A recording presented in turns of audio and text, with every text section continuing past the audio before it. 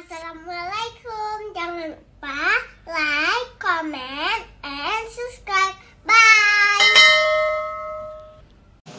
Bismillahirrahmanirrahim. Assalamualaikum warahmatullahi wabarakatuh.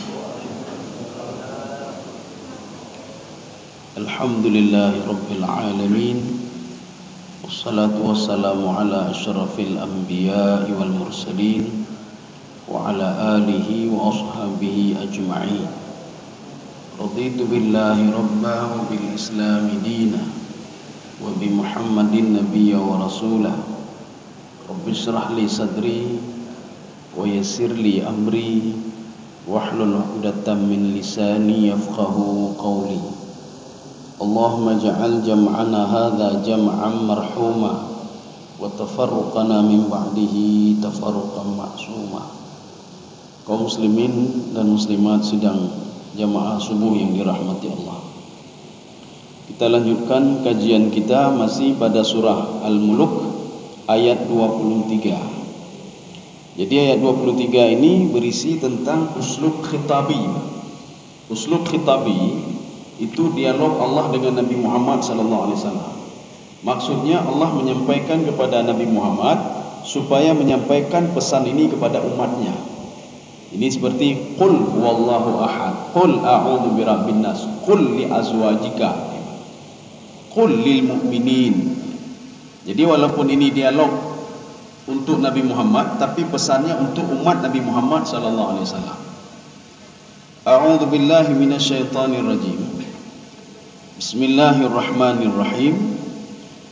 Qul huwallazi ansha'akum wa ja'ala lakumus sam'a wal absara wal afidah qalilan ma tashkurun. Ini terjemahannya memang agak panjang sedikit, ya kita bagi 3 kelompok supaya mudah kita terjemahkan dan mudah kita tafsirkan. Jadi yang pertama itu qul huwallazi ansha'akum, ya. Kemudian yang kedua nanti wa ja'ala lakumus sam'a wal absara wal afidah. Kelompok kedua. Kelompok yang tiga qalilan ma tashkurun. Sekarang kita terjemahkan dulu yang kelompok pertama dulu, ya. Siapa? Pak Endah. Ya, coba Pak Endah.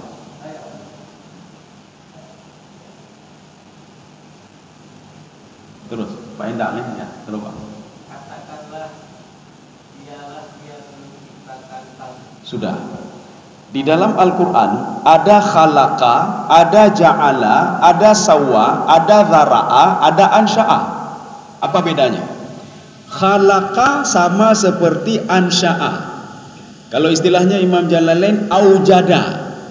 Jadi sebelumnya tidak ada kemudian menjadi ada. Ini namanya khalaqa. Nabi Adam dulu belum ada menjadi ada. Itu namanya khalaqa. Tetapi Hawa diciptakan dari Adam yang sudah ada, itu ja'ala. Kita ingin membuat dari meja ini menjadi 2 meja lagi, sehingga kita potong meja ini, kita buat sedemikian rupa ada meja lain walaupun kecil. Ini namanya ja'ala. Sudah ada contoh kemudian buat lagi, ini ja'ala namanya. Kemudian ada nanti ansha'a. Ansha'a sama seperti khalaqa. Kemudian ada sawwa. Sawwa itu begini, setelah menjadikan semuanya tapi belum lengkap lagi kecuali dengan roh, diberikan roh, ya. Ini namanya sawwa. Sawwa itu finishing. Ketika Allah mengungkapkan dengan kalimat ansha'a, maknanya aujada.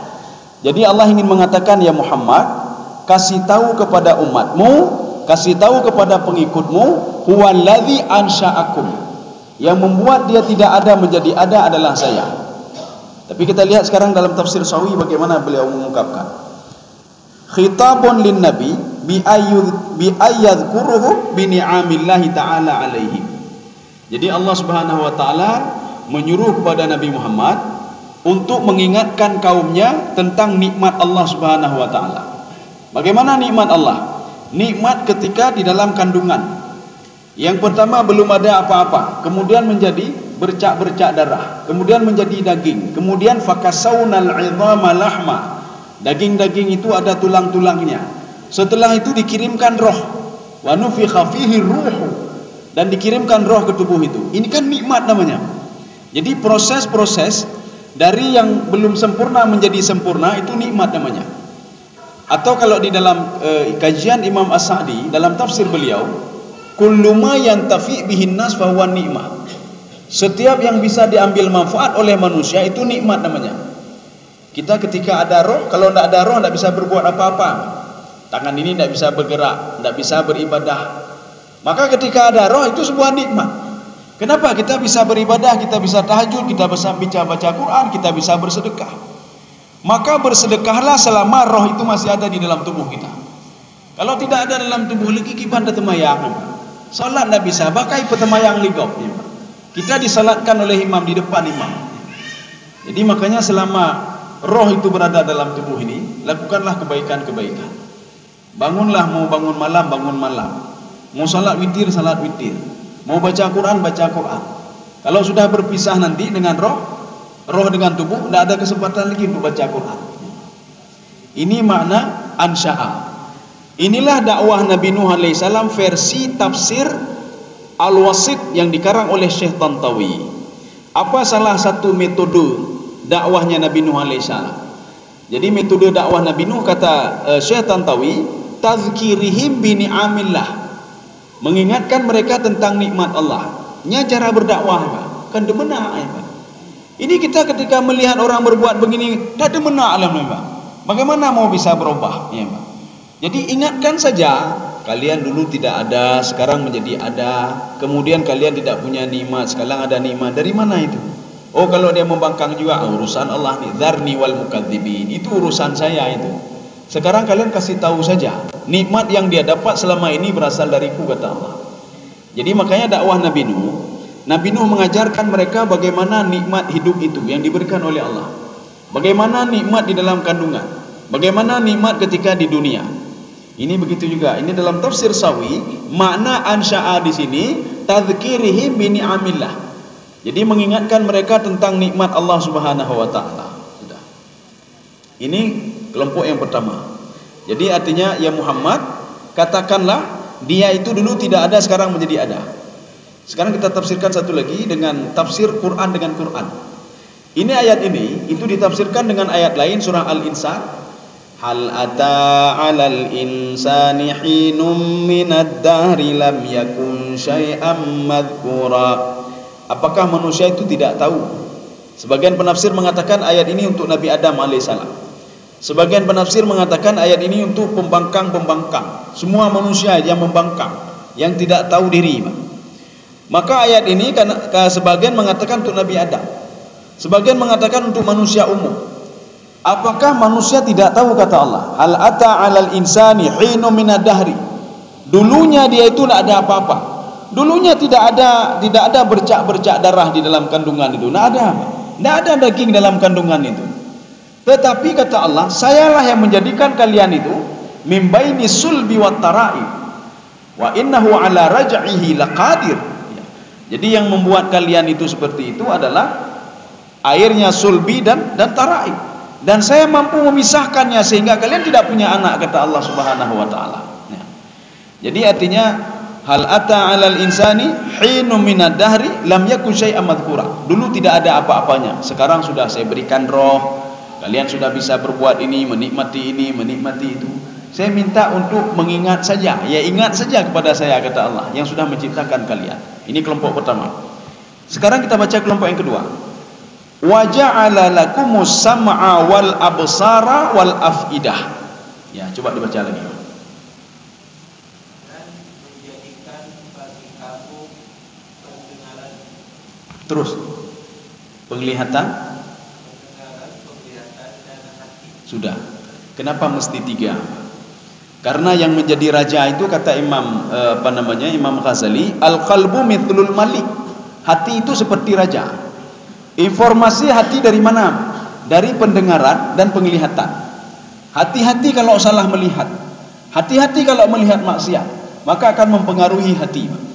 Hati-hati kalau mendengar maksiat, akan mempengaruhi hati.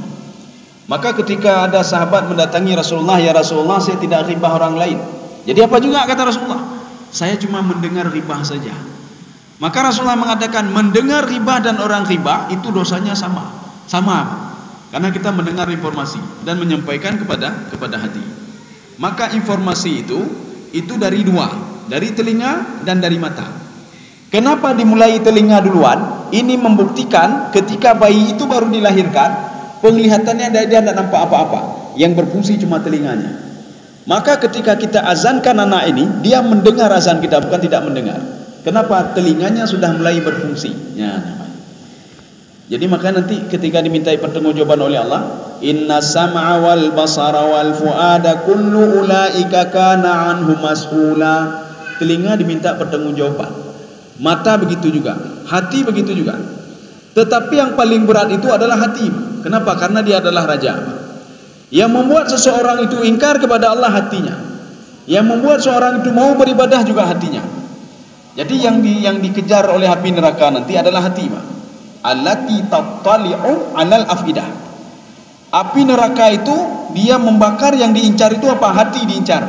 Ketika hati sudah meledak baru berhenti dia, Pak. Ya.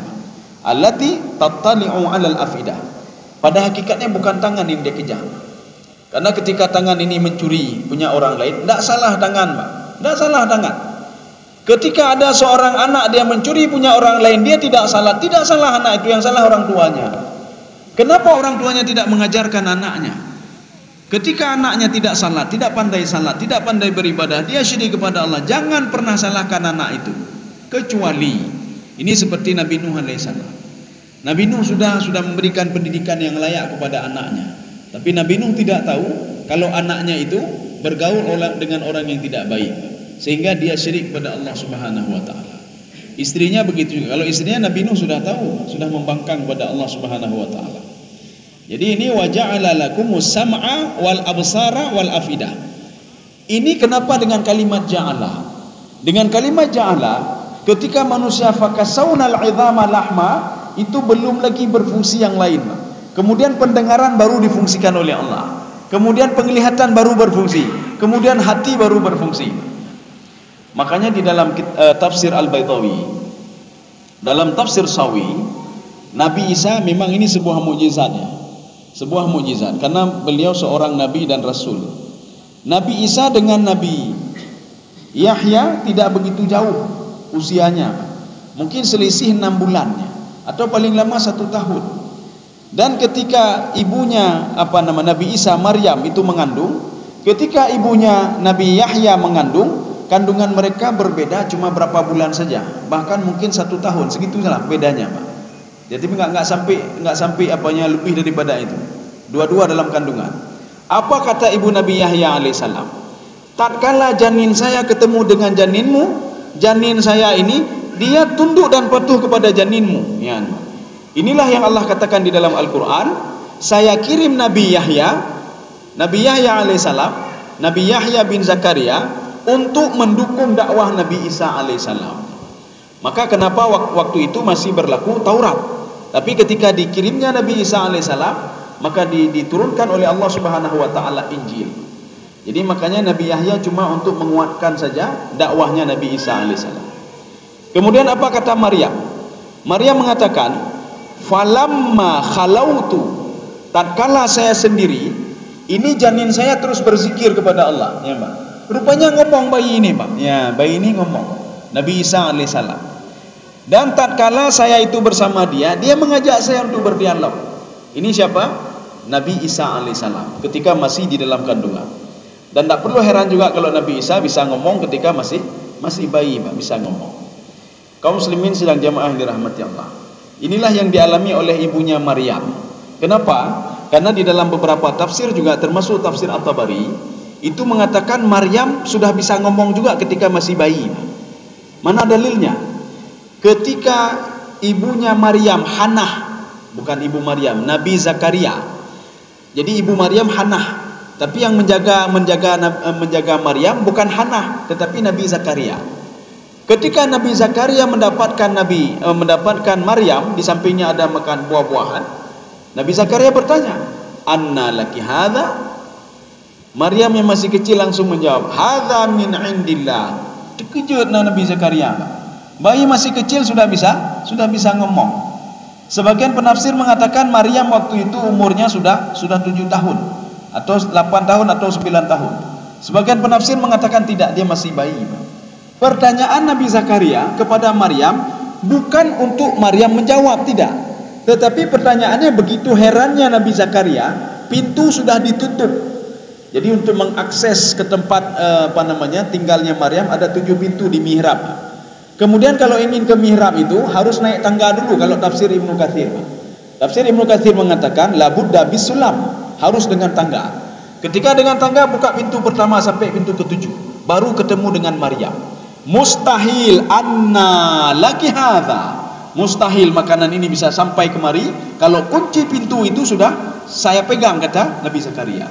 Tapi dengan tenang sekali Maryam mengatakan hadza min indillah. Ini yang berikan adalah Allah Subhanahu wa taala. Maka enggak perlu heran kalau nanti ada Nabi Daud alaihissalam, Allah berfirman dalam Al-Qur'an, "Wasakharna lahul jibal." Saya tundukkan gunung untuk Nabi Zakaria. Saya tundukkan besi untuk Nabi Daud alaihissalam. Nabi Daud besi saya tundukkan. Ini kunna fa'ilin. Saya yang melakukan itu, kata Allah Subhanahu wa taala. Ketika kita melihat kehebatan Nabi Daud alaihissalam, bisa menaklukkan besi, bisa menaklukkan gunung, Allah mengatakan tidak lepas dari kontrolan saya, kata Allah. Kenapa? Karena dia orang saleh, maka saya berikan apapun yang dia inginkan, kata Allah Subhanahu wa taala. Termasuk menaklukkan gunung dan menaklukkan besi. Ini seperti Nabi Isa alaihissalam. Ketika mungkin di dalam mukjizat Nabi Isa mungkin tidak disebutkan Nabi Isa bisa berjalan di atas air. Tapi di dalam berbagai tafsir itu ada beberapa tafsir menyebutkan Nabi Isa itu yamshi 'alal ma', berjalan di atas air. Sehingga Bani Israel bertanya, "Kaifa tamshi 'alal ma'?" Kok bisa jalan di atas air? Apakah sihir? Ya, Nabi Isa mengatakan, "Ittaqillah." Bertakwalah kamu kepada Allah. Ketika hatimu sudah bersih, maka rahmat akan dimasukkan ke dalam hatimu. Keberkahan akan masuk ke dalam hatimu. Ilmu akan diberikan ke dalam hatimu. Semuanya akan diberikan oleh Allah sehingga kamu berjalan pun bisa di atas air dengan izin Allah Subhanahu wa taala. Tapi kalau kotor hatinya, jangankan berjalan di atas air, Pak. Nya tidak jauh lah nyokong nih, Pak.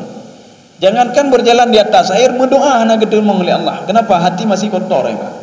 Maka salah satu untuk untuk pegelihnya, Pak. Ya, untuk pegelih, servis hati yang ke bulan Ramadan, ya, Pak. Bisa juga di bulan lain. Cuma kalau bulan lain tidak maksimal. Kalau bulan Ramadan sudah maksimal, karena semua orang beribadah di bulan Ramadan. Maka servislah, cucilah hati itu di bulan Ramadan. Maka nanti ketika masuk bulan Syawal, makanya kenapa kita disuruh maafkan, supaya bersih lagi hatinya. Ketika hati sudah bersih, nyan bertetap leh, betul ya, Pak. Rumah sudah kita bersihkan. Maka setiap hari Pak bersihkan lagi, bukan habis bersihkan tahun depan bersihkan lagi. Yang kudolamnya lagi, Pak. Jadi artinya setelah bersih, bulan Syawal bersihkan lagi. Pisau sudah diasah, bukan berarti kita letakkan begitu saja. Besok asah lagi. Ya. Walaupun volumenya tidak seperti volume di bulan suci Ramadan. Ini yang kedua. Jadi seorang itu kalau tidak punya telinga, maka informasi seorang itu dituntut hukum taklifi gara-gara ada telinga dan mata. Berfungsinya telinga dan mata. Ketika telinga tidak berfungsi, mata tidak berfungsi, tidak ada informasi yang memberitahukan kepada hati kalau salat itu wajib. Tidak ada informasi apa-apa. Maka salat tidak wajib bagi dia. Dia tidak dengar apa-apa, dia tidak melihat apa-apa. Maka hukum taklifi itu wajib bagi dia. Makanya apa itu hukum taklifi? Apa itu syariat? Syariat itu matakan lafa alaihi al-abdu minal ibadat wal wajibat. Jadi yang dikatakan syariat itu, seorang itu dibebankan syariat kalau telinganya berfungsi, matanya berfungsi. Apa itu syariat? Matakan lafa alaihi al-abdu minal ibadat wal wajibat. Jadi yang dibebankan kepada seseorang dari kewajiban ini, kewajiban itu, dan ibadah. Beribadahlah ini, berbuatlah ini. Tapi kalau telinga tidak berfungsi, mata tidak berfungsi, maka hukum ini ditarik oleh Allah Subhanahu wa taala. Makanya orang yang sedang gila itu, urung pungo, matanya walaupun melihat tapi tidak ada fungsi lagi. Dia tidak bisa membedakan mana hak dan batil, orang gila. Telinganya begitu juga. Maka hukum taklifi ada sama mereka. Apalagi telinga ini memang enggak mendengar apa-apa dan mata ini tidak melihat apa-apa. Tapi kalau salah satu dari duanya berfungsi, hukum taklifi masih ada sama dia. Ya. Telinga masih berfungsi, mata nak nampak apa-apa lagi, tapi dia bisa mendengar, maka dia wajib salat.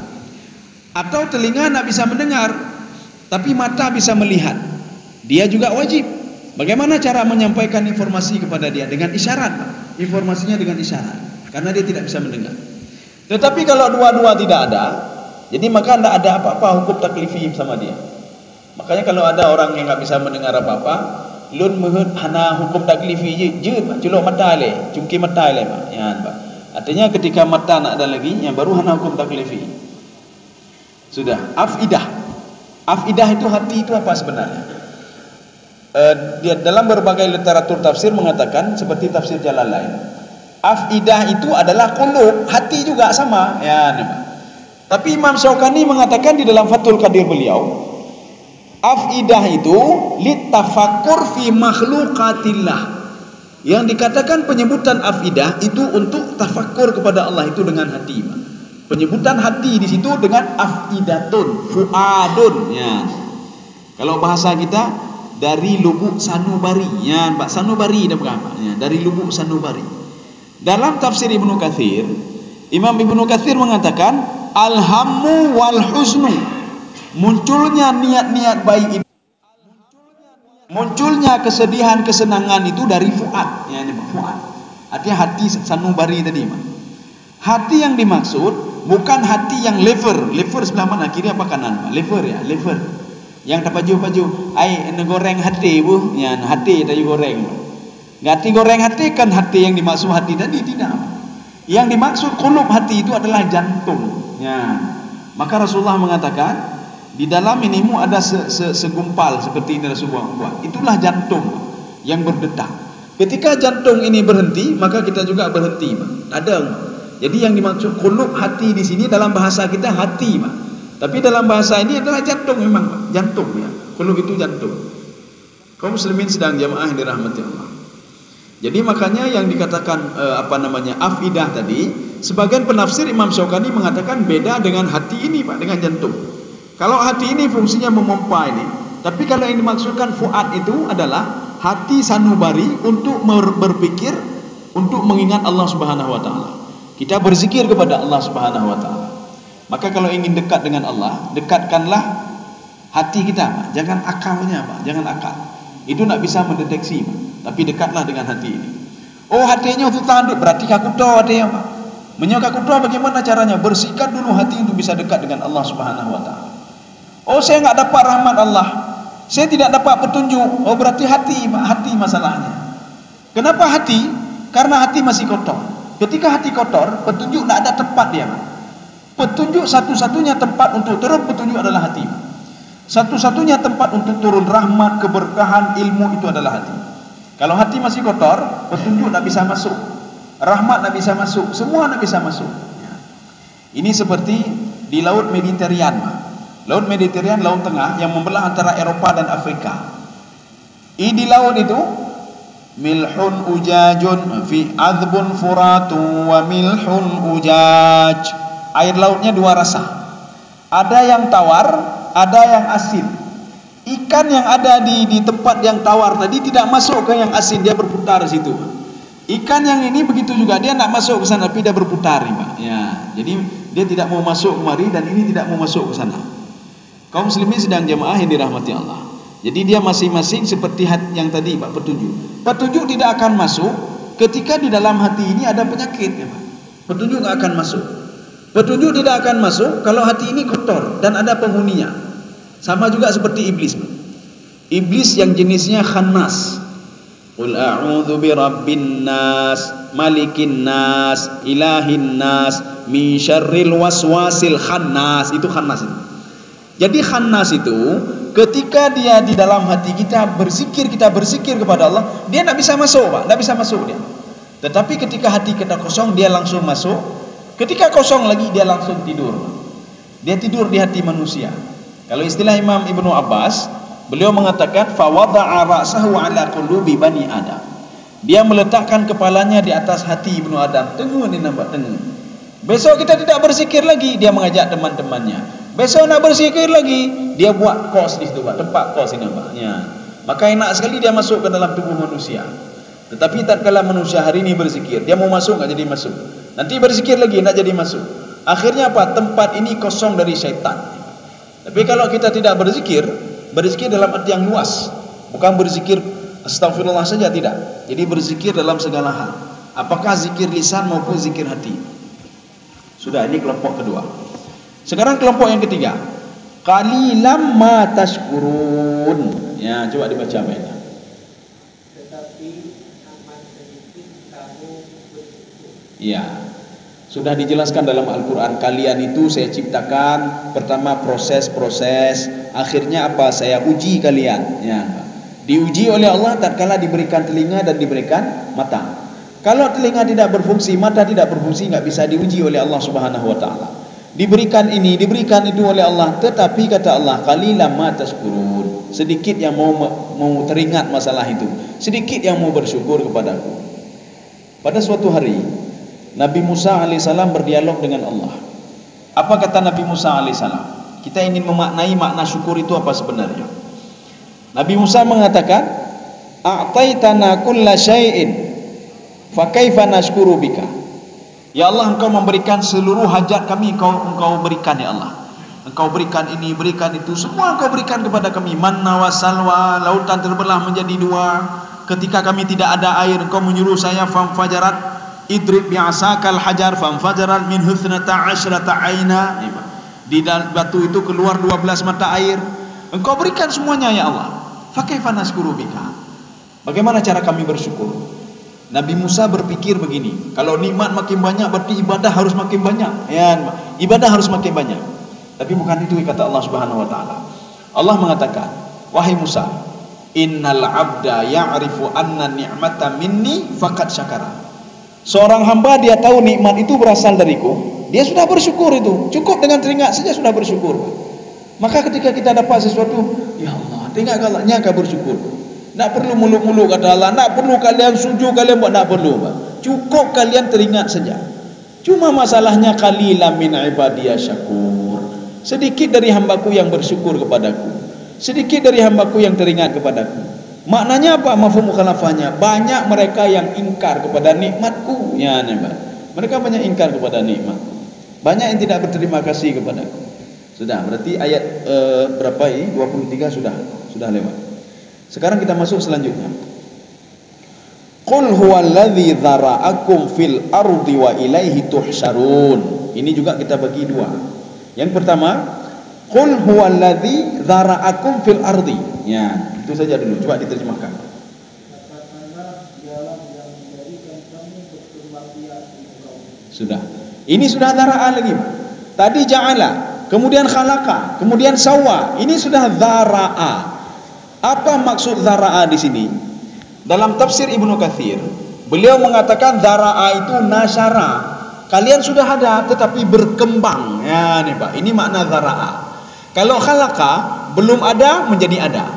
Ja'ala dari kita ada yang lain, itu ja'ala namanya. Dzara'a berkembang biak. Dari satu orang menjadi dua, menjadi tiga, menjadi empat, itu dzara'a namanya. Maka Allah mengatakan, saya kembang biakkan kalian, saya perbanyak kalian, kata Allah Subhanahu wa taala, dari ayah dan ibu kalian fil ardi, di bumi. Maknanya begini, Nabi Adam diciptakan di mana? Di bumi apa di surga? Di bumi, ya. Maka jangan yang mengatakan begini nanti, menyo Nabi Adam tidak berbuat dosa, kita sudah lahir di surga semuanya. Banyak. Maka kita marah sama Nabi Adam. Nabi Adam bukan dahsyat. Kalau tidak berbuat dosa kita sudah lahir semua di surga. Surga Nabi Adam itu namanya surga tajribah, Pak. Bukan surga yang digambarkan dalam Al-Quran. Nabi Adam pertama sekali diciptakan di bumi. Ketika bermasalah dengan iblis, Allah tahu iblis akan mengejar terus Nabi Adam. Dibuktikan oleh Allah, diambilnya Nabi Adam, dibawa ke surga tajribah, di bawah langit pertama. Rupanya betul, iblis terus mengikuti Nabi Adam alaihissalam. Pula model-model gedenya, Pak. Gedenya baik, tapi saya mau naik haji, iblis naik ikut kemanapun kita pergi, Pak. Digoda kita kemanapun kita pergi, kecuali yang tidak digoda lagi. Ya, kalau mau tidak digoda lagi, bakhillah, Pak, kerit. Orang bakhil tidak mau dikejar lagi sama iblis, Pak. Ini sesuai dengan dialog antara Nabi Yahya bin Zakaria dengan iblis. Nabi Yahya bin Zakaria bertanya kepada iblis, ayyun nasi ahabba ilaika wa ayyun nasi abghada ilaika. Manusia mana yang paling engkau cintai, manusia mana yang paling engkau benci, wahai iblis? Apa kata iblis? Manusia yang paling saya cintai adalah al-mu'min al-bakhil. Manusia yang paling saya cintai adalah seorang mukmin yang bakhil. Nabi Yahya bertanya, ada apa sebenarnya? Kenapa engkau cinta kepada mukmin yang bakhil? Karena kunci neraka sudah ada sama dia. Saya tidak perlu menggoda dia lagi. Mau naik haji 100 kali, hana perlu lu ajak ke dia. Tak perlu saya pergi, biarin saja dia. Dia mau bangun tengah malam, saya mau beribadah dari habis isya sampai subuh. Kenapa tidak sampai pagi-pagi terus semuanya? Kata iblis, saya tak akan menggoda dia lagi. Kunci neraka sudah ada. Maknanya tugas saya sudah berkurang, kata iblis. Maka saya senang sekali kalau ada mukmin yang bakhil, Pak. Mukmin dia bakhil cukup tenang dulu. Dia mau umrah setiap bulan, umrah silakan saja, buka hana tertuh umrah, Pak. Dan saya tidak pernah lagi mengikuti dia, capek saja. Kenapa capek? Kunci neraka sudah ada sama dia. Satu. Pernyataan kedua, pernyataan dari Allah Subhanahu wa taala. Allah mengatakan kepada surga, tidak boleh masuk ke dalam surga al-bakhil, urung krit hanjut dalam surga, tidak boleh masuk dalam surga. Kaum muslimin sidang jamaah yang dirahmati Allah. Kemudian ditanya lagi, manusia yang paling kau benci siapa? Yang paling saya benci adalah al-fasik, orang fasik, tetapi dia syahiyun, dia dermawan. Kenapa kamu benci kepada orang fasik yang dermawan? Padahal orang fasik kadang-kadang salat, kadang-kadang tidak salat. Kadang-kadang dia berbohong, membohongi orang lain, kadang-kadang mengurangi timbangan, kadang-kadang berbuat dosa. Kenapa engkau benci kepada orang ini? Gara-gara dia itu dermawan. Saya takut kedermawanannya itu bisa menghapuskan lama-lama sifat fasiknya. Ya, hari ini dia buat fasik, Saya takut nanti sifat dermawannya itu, sedekahnya itu bisa meleburkan segala bentuk kefasikannya. Itu yang saya ketakuti. Maka kalau ada orang fasik yang bersedekah, saya akan terus menggoda dia untuk tidak bersedekah. Apalagi kalau orang mukmin yang bersedekah, cukup ya iblis, Pak. Cukup ya iblis. Ya, Pak. Apalagi orang mukmin, orang taat yang bersedekah. Tapi kalau ada orang taat yang tidak bersedekah, setaat apapun dia, iblis hanya goda lagi, Pak. Terserah kamu, enggak digoda lagi, Pak. Ya, ini namanya orang bakhil, Pak, orang krik. Kalau orang krik sudah ada kunci dia, kunci neraka sudah ada, enggak perlu digoda lagi. Ya. Mana tu dah tadi? Ya. Ini namanya qul huwallazi dzara'akum. Maka di dalam tafsir Ibnu Katsir beliau mengatakan juga nasyarakum wa bathakum, yang menjadikan kalian itu banyak, wakhtilafi alwanikum, warna berbeda-beda, warna kulit berbeda-beda. Warna kulit berbeda. Ketika di Afrika sudah hitam, kemudian ketika di Eropa sudah putih-putih, panjang-panjang loh. Bahkan ada yang aneh di Afrika itu, ada yang aneh. Contoh seperti Mesir, Tunisia, Maroko. Mereka padahal tinggalnya di Afrika, mereka benua Afrika, cuma panjang-panjang dan putih-putih seperti orang Eropa. Ketika Ethiopia, panu hitam belum lagi seperti orang Papua, Pak. Padahal mereka tinggalnya satu ini. Kemudian seperti Mesir dan Sudan, itu tinggalnya 45 menit perjalanan dengan pesawat. Kalau dengan kereta api 12 jam. Kita masuk dari Sudan ke Mesir itu 12 jam dengan kereta api. Dengan pesawat cuma 45 menit. Tetapi dua negara ini berbeda jauh sekali, Pak. Satu negara penduduknya hitam semuanya. Ya, Pak. Satu penduduknya putih-putih semuanya, Mesir. Manyang-manyang lagi orang Eropa. Di situ saja sudah aneh kita. Kok bisa begitu? Ya. Kok bisa begitu? Maroko begitu juga. Padahal Maroko itu walaupun berbatasan dengan Eropa, dia kan di Afrika ini, Pak. Negara di samping Maroko itu hitam lah lebih dahsyat dari Sudan, Pak. Lagi Papua Tuli, ya namanya. Habis lagi Papua Tuli mengkilat namanya. Kita bertanya kok bisa begitu, ya, Pak. Nyan keriting bukan keriting biasa, Pak. Menyota cok pulpen tapi duduk ino mengkemak pulpen, ya, Pak. Hana perle balu, Pak. Hana perle balu. Kantong hana perle culok mendai ino, Pak. Na peng-peng punya balik-balik culok lan mengkemak ini, Pak. Kita bertanya kok bisa beda begitu, ya, Pak. Inilah namanya tafsiran Ibnu Abbas, Imam Ibnu Katsir. Makna zara'akum. Jadi menjadikan itu berpencar-pencar. Padahal ayahnya satu, Nabi Adam alaihissalam. Tapi kenapa anaknya bisa berbeda-beda? Ya. Maka katanya hana perlehirun. Anu katanya na yang hitam tidur, na yang putih tidur. Nah yang panjang, nah yang pendek lebat. Nya anak perlu heran ya, Pak. Anak perlu heran ya, Pak. Jadi artinya lihat saja cucu Nabi Adam alaihissalam. Ada yang di Afrika beda lagi ininya. Ada yang di Eropa, ada yang di Australia dan lain sebagainya. Ada di Indonesia, itu beda-beda. Ini makna dara'aku. Ini ayat ini sama seperti Imam Sawi katakan tadi. Ya Muhammad, coba ceritakan tentang nikmat Allah. Ini kan nikmat namanya, Pak. Ada tumbuh-tumbuhan yang nggak bisa hidup di negara tertentu. Ya, nih, Pak. Lagi katanya pokat itu nggak bisa ini kecuali suburnya di Takengon, Pak. Di sini tumbuh juga tapi tidak sempurna. Ya. Apalagi di negara-negara luar. Ada sebagian negara nggak bisa tumbuh pohon kelapa itu Haiti di Moh, Pak. Di Afrika Haiti di Moh, Pak. Ada yang tumbuh di sini, Pak. Ada yang di Afrika nggak bisa tumbuh di sini. Ya. Jadi artinya ini namanya dara'ah dalam tafsir Ibnu Katsir. Ikhtilaf, perbedaan-perbedaan. Padahal kita berasal dari Nabi Adam yang sama. Bahkan hana lagi Nabi Adam menduga. Kenapa tidak seperti itu semuanya? Tinggi-tinggi orangnya, tapi nyona bandeng-bandeng ada Pak. Hitam lah, Pak. Bandeng-bandeng hitam lah, Pak. Ada yang panjang, ada yang putih, ada yang hitam dah, Pak. Ini makna darah. Fil ardi. Makhluk yang Allah ciptakan di bumi untuk beribadah itu dua. Jin dan manusia. Ya, Pak. Makanya jin itu diciptakan di bumi, baik di langit, enggak ada jin di langit, Pak. Makanya di dalam tafsir Al-Baghawi, apa kata Imam Al-Baghawi? Khalaqallahul jan wa askanahum fil ard. Khalaqallahul jan fil ardi wa askanahum fil ardi. Saya ciptakan jin itu di bumi dan saya berikan tempat tinggal di bumi. Rupanya jin itu tempat tinggalnya memang di bumi, ya, Pak. Maka jin ini tidak bisa dia menembus langit, tidak bisa dia, Pak. Dan dia tidak pernah ke langit. Maka jin itu selalu dibohongi oleh iblis dan syaitan. Yang pernah ke langit sampai langit ketujuh itu cuma iblis dan syaitan. Siapa duluan lahir, iblis sama syaitan? Itu cuma nama saja. Sebenarnya yang membangkang itu namanya, rajanya itu Azazil. Azazil namanya. Azazil ketika disuruh oleh Allah Subhanahu wa taala, usjudu li Adam, sujudlah kepada Adam. Maksud sujud bukan meletakkan ini di bawah, tidak. Tapi apa? Berilah penghormatan kepada Adam. Rendahkanlah dirimu untuk Adam. Yang membangkang itu namanya Azazil. Karena dia membangkang, maka Allah memanggil dia iblis. Iblis itu apa? Iblis itu at-tamarrud. Tamarrud itu apa? Tidak mau mendengar Allah. Maka dipanggil dengan iblisnya. Kenapa dipanggil syaitan? Keturunan-keturunan iblis itu dipanggil syaitan, nembaknya. Jadi yang menggoda kita itu syaitan sebenarnya, bukan iblis. Cuma karena kita sudah terbiasa iblis-iblis, maka iblis kita ini kan. Yang menggoda kita itu syaitan.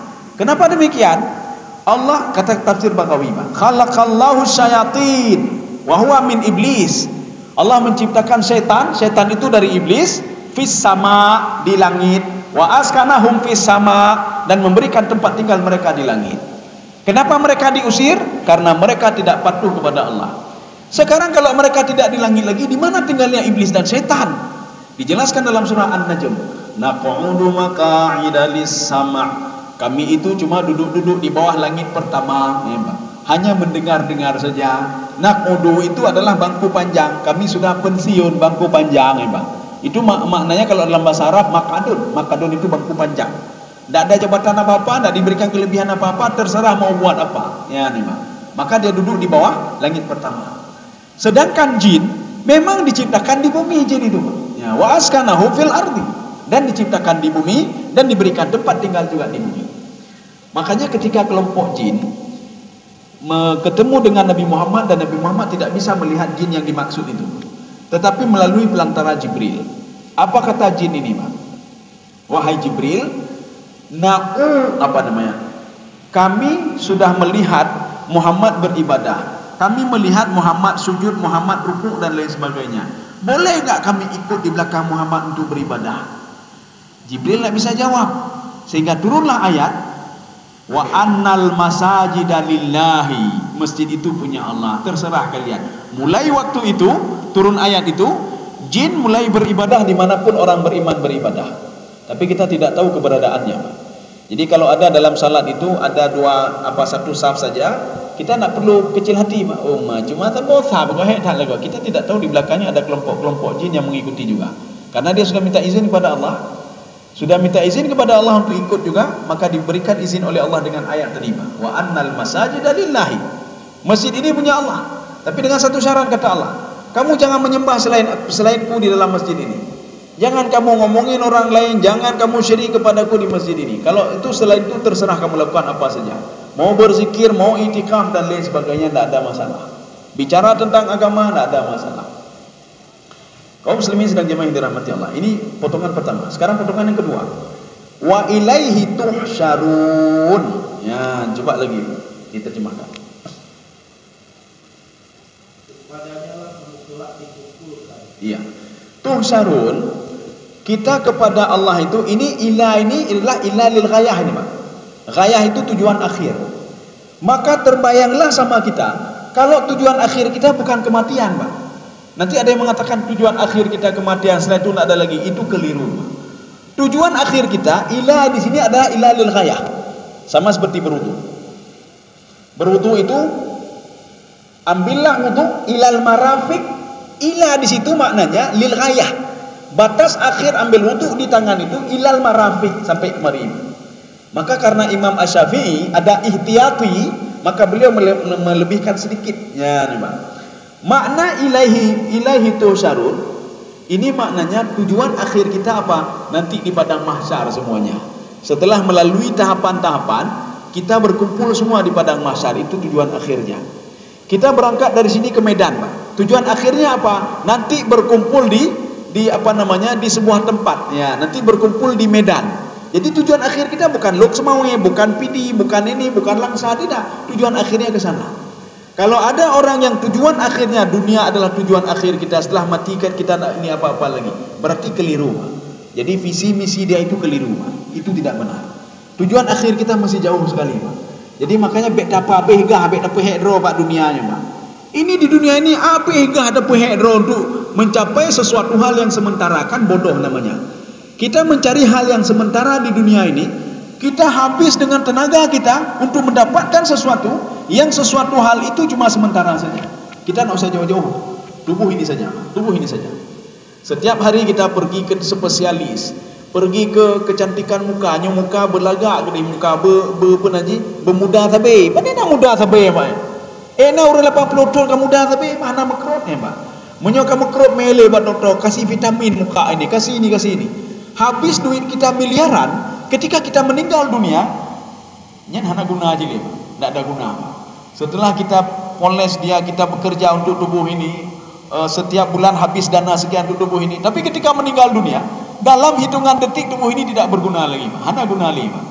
Bahkan keluar air nanti di telinga itu baunya luar biasa, Pak. Hanan patih jin berdomayan. Ketika nanti ada keluar air di mulut dia, coba mendang, ya teh, Pak, be lagi, Pak. Artinya apa? Rugi dia, Pak. Rugi dia. Dulu pakai vitamin ini, nak boleh pergi, nak boleh kena ujian, nak boleh. Waktu meninggal ujian kena, Pak. Lalam tanah hebat, Pak. Yang ketika di dunia aja kena tanah alergi, apa alergi, Pak? Waktu dalam kubur tanah hebat, Pak. Ngija kafan, Pak. Saya tidak bisa kena ini, saya harus kena sutra. Apa sutra, Pak? Dalam kubur Anda enggak mengenal sutra, Pak. Ya cuma kain kafan itu saja. Kain kafan saja. Dan lain tak ada dibawa, cuma kain kafan saja, Pak. Kain kafan bantai sahabat. Jadi ada bantal dari kain kafan juga yang dimasukkan tanah ke dalam itu. Di situ kita tidur, Pak. Ini nak dengar ya, Pak. Lain tidak ada, Pak. Lain ada. Jadi artinya kalau kita kejar akhirat, Pak, kita beribadah, ini semua dikalkulasikan oleh Allah Subhanahu wa taala. Ini ibadahmu yang sudah kamu beribadah dari umur sekian tahun sampai kamu meninggal dunia. Ini ibadahmu. Tetapi ketika kita membesarkan tubuh ini, kan sia-sia saja, Pak. Setelah itu kita tinggalkan tubuh begitu saja. Maka ketika seorang akan berpisah dengan tubuhnya, dia bisa melihat kalau tubuhnya mahal lunyo. Lunja usalon, lunja unyo, lunja ugim, lunja abepeng miliaran untuk tubuh ini. Tapi dia sekarang tidak berguna lagi. Tetapi kalau hati kita habis duit untuk pengembangan karakter, untuk pengembangan karakter, akhlak dan lain sebagainya, akan bermanfaat untuk selama-lamanya. Maka kata Imam Ghazali di dalam kitab beliau Ihya Ulumuddin, ada nikmat Allah, dua nikmat Allah. Itu nikmat ini dunia akhirat nih, Pak. Membawa kenikmatan dunia akhirat. Dua nikmat ini, Pak. Nanti ada nikmat nanti dunia saja, ada nikmat akhirat saja. Ini dua nikmat ini dunia akhirat. Apa itu? Al-ilmu wa akhlaq. Al-ilmu wa husnul khuluq. Kata Imam Ghazali. Ilmu dan husnul khuluq. Seorang yang berilmu, dia akan diangkat derajatnya oleh Allah Subhanahu wa taala di dunia dan di akhirat. Mana bukti diangkat derajat? Allah mengatakan dalam Al-Qur'an, yarfa'illahu alladhina amanu minkum walladzina utul ilma darajat. Orang yang beriman dan berilmu derajatnya akan diangkat oleh Allah melebihi yang lain. Mana buktinya? Nabi Adam alaihissalam. Padahal Nabi Adam baru pertama sekali diciptakan oleh Allah, tapi kelebihan Nabi Adam diakui oleh Allah Subhanahu wa taala. Kenapa? Karena otaknya yang luar biasa. Ketika diajarkan oleh Allah Subhanahu wa taala. Kenapa setan dan iblis itu disuruh tunduk kepada Nabi Adam? Karena ilmu yang didapatkan oleh Nabi Adam tidak ada pada iblis dan setan. Ketika kita punya ilmu menjaga kita. Ilmu menjaga kita. Ketika kita akan makan sesuatu, ilmu mengatakan jangan ambil itu punya orang itu. Oh ya. Ketika kita salat kamu salah itu. Kata ilmu ni Pak. Wuduk kamu salah itu. Oh ya ya. Ini cara rukuk kamu salah itu. Siapa yang kasih tahu? Ilmu kita. Tapi kalau kita punya harta, tapi kita jaga harta. Ni culi kok kiban, jeli kok kiban, menyoba kiban ya Pak. Selalu kita jaga harta. Sedang beribadah teringat harta, sedang pergi teringat harta, semua teringat harta Pak. Kita jaga dia. Ketika kita sudah jaga dia pergi begitu saja memang. Tidak ada memberikan manfaat kepada kita kecuali kita keluarkan di jalan Allah Subhanahu wa taala.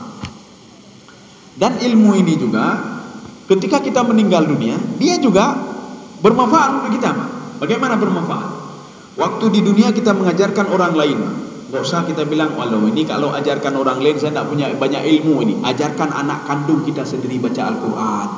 Ajarkan anak kandung kita sendiri. Anak kandung kan anak Malay ada pernah apa? Nak, cara rukuk begini nak ya. Ambil lagi kapal apa ni ke? Cara rukuk nak seperti ini, jangan seperti kapal landing nak begini nak. Ruh menjukat gede ni. Jadi berata ni. Kata Aisyah begini. Rasulullah ketika rukuk, kalau kita ambil ini kata Aisyah dalam sebuah hadisnya. Kita ambil gelas, letakkan di atas ini ya, gelasnya tak jatuh. Maka kalau kita ingin mengetahui kita rukuk sudah benar, puduk gelah ni ada hayah ni, puduk gelah. Dia berarti hana betul lah rukuk. Puduk gelah lam ni, rak tabe-tabe, berarti selama ini hana betul rukuk. Ya. Kalau rukuk yang benar itu kata Aisyah, saya sampai-sampai kalau saya letakkan gelas di atasnya, gelas itu tidak jatuh. Itu saja kita ajarkan sama anak. Nak, rukuknya begini nak ya, Mbak. Ini kan ilmu namanya, Pak. Nak, sujudnya begini nak ya, baik menjukat lagi nak ya, Pak. Anggota 7 ini harus kena ini semua nak. Mana anggota 7? Ya, Pak. Nanti ada, coba lihat, mungkin ada yang ketinggalan, Pak. Ini 1, 2, 3, lutut 4, 5, kaki 6, 7. Kalau hidung bagaimana? Ya, Pak. Kalau tambah hidung berarti kan sudah 8, Pak. Hidung bagaimana? Maka sebagian ulama mengatakan hidung tidak termasuk. Tapi Imam Syafi'i mengatakan hidung bagian daripada jidat ini, Pak. Maka ketika sujud itu harus kena, hidung harus kena juga. Maka ini dianggap 1, Pak. 1, 2, 3, 4, 5, 6, 7. Maka ketika sujud jangan terangkat satu anggota pun. Maka Imam Syafi'i mengatakan, ini dikutip oleh Syekh Wahbah Zuhaili dalam kitab beliau Al-Fiqhul Islami wa Adilatuh. Kalau seandainya sujudnya tidak sempurna, maknanya anggota 7 tidak ada di ini, tidak melekat, Imam Syafi'i mengatakan fa'id as-sujud, ulangi sujudmu karena kamu belum salat. Ya, Pak. Maka hati-hati, Pak. Kecuali orang yang hana gakile tiblah, Pak. Ya hana putai bangsa, Pak.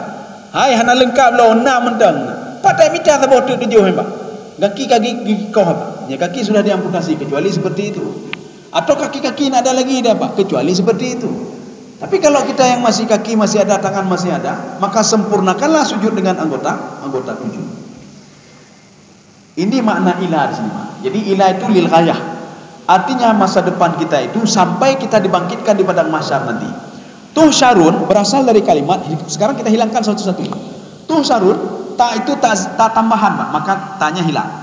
Waw itu waw tambahan, maka waw itu kita hilangkan. Nun itu nun tambahan, maka dihilangkan. Maka tinggal hasyara. Kita tambah mim menjadi mahsyar, maka dinamakan dengan padang mahsyar. Padang mahsyar adalah tempat berkumpulnya manusia. Bagaimana padang mahsyar itu? Bumi ini, padang mahsyar, bagian dari padang mahsyar adalah bumi yang kita tinggal sekarang ini. Maka ketika kita meninggal dunia semua nanti, ketika ditiup sangkakala yang pertama, ketika dibangkitkan, kita dibangkitkan dari bumi ini, tetapi buminya sudah bertambah. Maka dinamakan dengan mahsyar, ya, Pak, sudah bertambah. Jadi kita jangan berpikir begini, saya meninggal di bumi, dibangkitkan di padang mahsyar. Padang mahsyar hana jelas Paknya. Maka Allah katakan, yauma tubadalul ardu ghairal ardi was samawat. Nanti saya ledakkan bumi ini, saya gantikan bumi dengan bukan bumi. Itulah padang mahsyar. Makanya nanti ketika diluaskan oleh Allah, itulah namanya padang mahsyar. Maka bagian dari padang mahsyar itu adalah bumi yang kita tinggal sekarang ini. Berarti tidak diotak-atik lagi, Pak. Ketika bangkit kita langsung di padang mahsyar, di tanah yang kita ditanam dulu ketika meninggal dunia. Saya rasa cukup sampai sekian. Sudah jam 6:30 lewat. Ya. Mudah-mudahan ada manfaatnya bagi saya sendiri jemaah sekalian. Subhanakallah bihamdika, asyhadu an la ilaha illa anta, astaghfiruka wa atubu ilaik. Assalamualaikum warahmatullahi wabarakatuh. Terima kasih.